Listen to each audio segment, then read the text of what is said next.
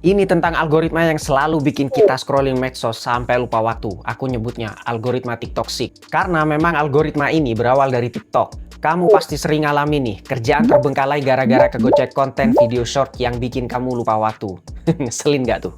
Emang bikin nyaman sih, scrolling konten video short sambil leyeh-leyeh. Apalagi yang ditonton, konten berjogetan. Beuh. Tapi begitu kamu sadar kalau produktivitas kamu keganggu gara-gara perkontenan video short itu, kamu pasti kesel sendiri. Pasti tuh, karena aku sudah sering banget ngalamin kayak gitu. Kamu tahu ini tuh racun yang bisa ngalir ke otak dan ngancurin semangat produktif kamu yang awalnya 100 jadi 0 dalam hitungan detik. Tenang, aku bakal ungkap penyebab kenapa kamu sulit banget lepas dari algoritma TikToksik ini. Dan aku juga bakal ngebahas gimana caranya lepas dari lingkaran setan ini. Ada 4 penyebab kenapa kamu terjebak ke dalam labirin algoritma TikToksik ini. Aku bakal bikin kamu sadar dari hipnotisnya algoritma TikToksik ini yang bakal ngebuat kamu dari 0% produktif menjadi 100% produktif.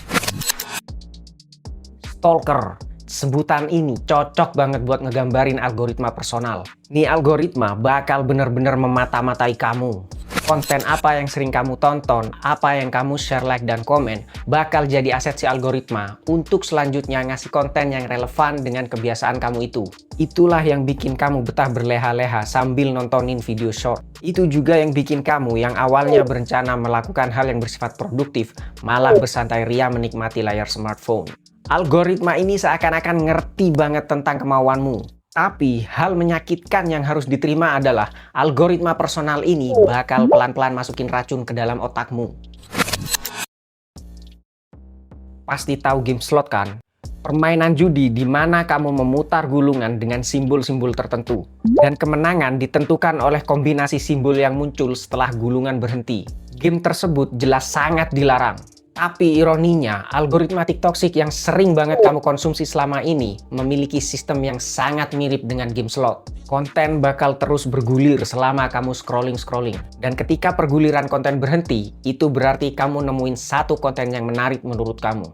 Itulah imbalan acak yang kamu dapat setelah scrolling. Dan setelah itu, kamu berharap mendapatkan imbalanmu berikutnya. Sehingga kamu terus-terusan scrolling dengan ditemenin rasa penasaran akan konten apa yang bakal muncul berikutnya ketika jempol kamu bergerak ke atas. Ini tuh fitur yang bikin halaman web atau aplikasi terus bergulir menampilkan konten seolah-olah gak ada habisnya. Fitur Infinite Scroll ini juga bikin kamu lebih mulus berbrowsing ria di internet. Karena apa? Karena kamu nggak perlu lagi klik tombol halaman berikutnya. Untuk melihat konten berikutnya, cukup gerakan jari ke atas, maka konten berikutnya akan segera tampil di depan matamu. Kepraktisan inilah yang bikin kamu nyaman browsing konten video menggunakan aplikasi TikTok dan semacamnya.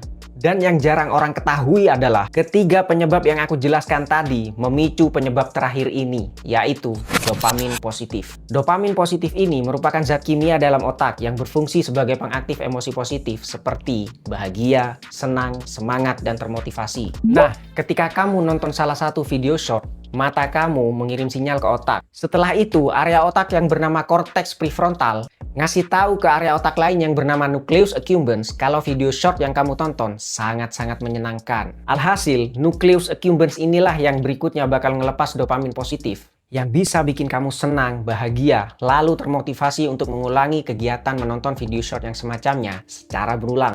Keempat penyebab tadi bukanlah penyakit yang bisa diobati dengan resep obat di apotek. Kalau kamu gak mau bergerak mengontrol diri dari algoritma TikToksik ini, bukannya terang, masa depan kamu malah makin surem. Aku bakal beberkan 4 solusi terbebas dari lingkaran racunnya algoritma TikToksik. Dengan keempat solusi ini, aku bakal nuntun kamu meraih produktivitas kamu lagi. Jadi, perhatikan dengan seksama dari poin 1 hingga poin keempat.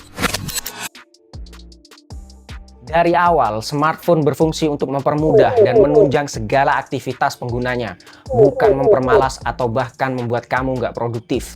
Kamu harus kembali ke fungsi tersebut agar bisa lebih produktif lagi. Coba kamu ingat lagi, seberapa banyak kesempatan untuk bisa lebih produktif lagi yang kamu lewatin. Kalau smartphone-mu menunjang kegiatan produktifmu, gunakan. Tapi kalau sebaliknya, gunakanlah smartphone-mu seperlunya.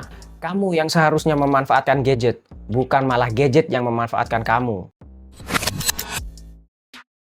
Buat jadwal kegiatanmu untuk memaksa dirimu beraktivitas sesuai sistem. Seperti halnya di zaman SD dulu, semua kegiatan kamu berdasarkan sistem, entah itu dari sekolah ataupun orang tua kamu. Dari pagi sampai siang, semua kegiatan kamu dijadwal oleh sekolah, sedangkan dari siang sampai malam, kamu berada pada sistem yang dibuat oleh orang tua kamu. Nah, saat ini kamu sebenarnya dipermudah dengan gadget yang kamu tenteng setiap harinya. Kamu buka Play Store atau App Store kamu. Di sana, kamu pasti bakal nemuin banyak aplikasi yang bisa menunjang kegiatan kamu sehari-hari.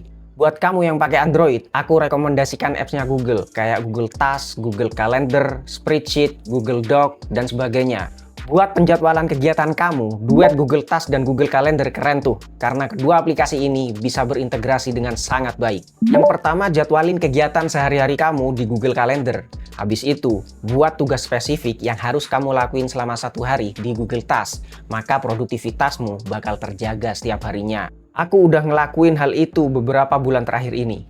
Tapi, semua itu gak bakal berjalan lancar kalau kamu gak punya kontrol yang kuat atas diri kamu sendiri. Semua keputusan ada di kamu sendiri. Kamu pengen produktif atau kamu pengennya nyantai sambil tetap mantengin video short. Semua tergantung kamu. Mau pakai metode yang kayak gimana pun dan dari siapapun, kalau kamu masih belum bisa jadi bos buat diri kamu sendiri, maka percuma. Kamu harus berperang dengan diri sendiri dulu buat ngehapus semua malas, menggantinya dengan produktivitas hingga nanti kamu berdiri di puncak teratas. Mengisolasi diri dari semua kegiatan digital untuk lebih aware dengan kehidupan nyata. Itulah digital detox. Dan ini sekarang menjadi fenomena di kalangan anak muda Amerika. Mereka berbondong-bondong beralih dari smartphone ke HP jadul atau feature phone macam Nokia atau BlackBerry. Semua itu terjadi karena dampak dari internet atau dunia digital sudah bisa merusak mental. Begitu juga dengan kamu nih. Kalau kamu ngerasa 3 solusi tadi masih belum cukup untuk bisa mengontrol kegiatan kamu scrolling video short, kayaknya digital detox ini patut dicoba deh. Kalau kerjaan kamu nuntut untuk memakai smartphone, maka gunakan smartphone-mu di jam kerja aja. Selebihnya, gunakan HP tilulit atau HP jadul macam Nokia atau BlackBerry sebagai alat komunikasi kamu. Gak ada scrolling video short, cek IG, FB, X, atau bahkan WA sekalipun. Nggak ada. Kamu harus mulai bergerak tanpa smartphone untuk merubah hidup pasifmu menjadi aktif lagi. Oke, segini aja konten tentang algoritma TikTok ini. Kalau kamu punya opini atau pengalaman lain mengenai algoritma medsos yang semakin kesini semakin personal, tuangkan semuanya di kolom komentar. Aku Noval, sampai jumpa di video selanjutnya.